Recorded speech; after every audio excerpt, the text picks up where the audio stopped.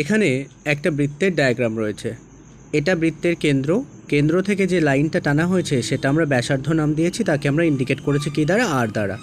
আর নিচে এই যে গ্রিন কালারের যে দাগটা, এটাকে আমরা পরিধি বলছি। এখন এই পাই ইকুয়াল টু বৃত্তের পরিধি বাই বৃত্তের ব্যাস, এটা আমরা একটু দেখব কী করে হয়। প্রথমে একটা দাগ দিলাম।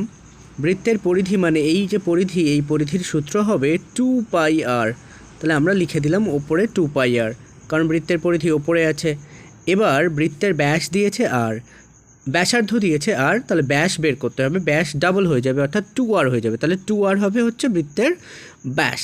এখন এই 2 আর এই 2 কেটে গেল, এই আর আর এই আর কেটে গেল। তাহলে এখান থেকে আমরা পাই পেয়ে গেলাম। পাইয়ের আমরা মান জানি 2π/7। আচ্ছা, দশমিকে এর মান আমরা এমনিতেই জানি 3.14।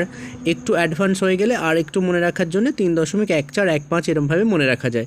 ডিগ্রিতে এর মান জানি আমরা 180, কিন্তু এটা যেহেতু আমাদের বৃত্ত সংক্রান্ত, তাই জন্য আমরা লিখব বৃত্তের পরিধি বাই বৃত্তের ব্যাস সমান সমান কী পাবো? পাই। এই ধরনের কন্টেন্ট নিয়মিত প্রতিদিন পেতে চ্যানেলটি সাবস্ক্রাইব করে সঙ্গে থাকুন এবং অন্যান্য ভিডিওর জন্য চ্যানেলটি সাবস্ক্রাইব করুন, যেখানে হাজারো শর্টকাট ট্রিক এসেছে, ম্যাথ করে দেওয়া রয়েছে।